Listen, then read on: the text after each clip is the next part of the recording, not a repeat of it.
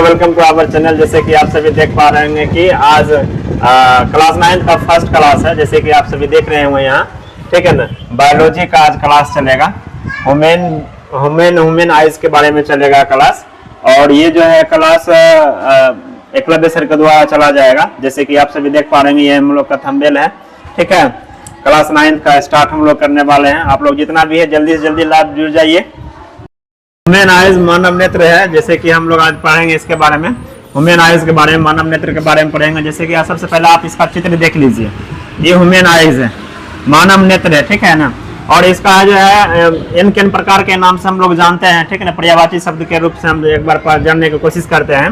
Human का जो है नाम क्या क्या होता है? नेत्र होता है, लोचन होता है, नयन होता है, इसका नाम है, ठीक है ना। इस तरीका से इसको हम लोग जानते हैं। इसको सेंस ऑर्गन्स के रूप में रखा गया है, ठीक है। सेंस ऑर्गन्स 5 होते हैं मानव के शरीर में, उसमें जो है इसको रखा गया है।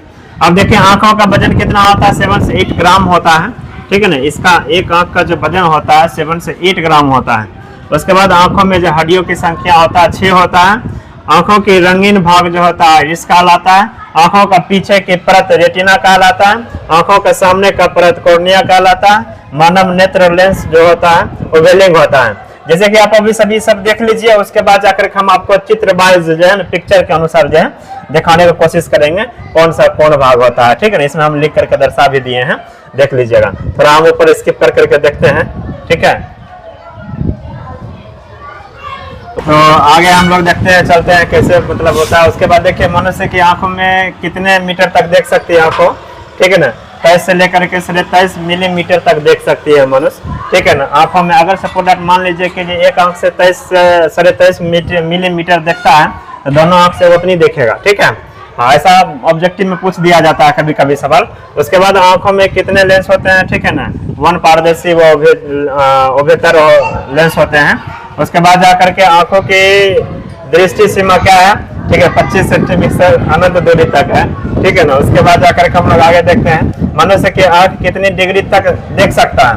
120 डिग्री से लेकर के 200 डिग्री तक देख सकता है, ठीक है ना। उसके बाद आकर के हम लोग देखते हैं आंख का वैज्ञानिक नाम क्या है? नेत्र गोलक, ठीक है। मनुष्य नेत्र में प्रतिबिंब बनता है, रेटिना पे बनता है, आपको पता ही होगा। ऑब्जेक्टिव के रूप में कभी कभी पूछा जाता है, ठीक है ना। उसके बाद मानव नेत्र में कितने दोष होते हैं, ठीक है, 3 दोष होते हैं। निकट दृष्टि दोष होते हैं, दूर दृष्टि दोष, सम दृष्टि दोष होते हैं। ये तीनों ऑब्जेक्टिव के रूप में कभी कभी पूछा जाता है, ठीक है ना। इसके बारे में डिटेल्स हम आप लोग को बताएंगे, ठीक है। अभी थोड़ा बहुत हम ऑब्जेक्टिव के तरीका से हम आपको बताने की कोशिश करते हैं, ठीक है ना।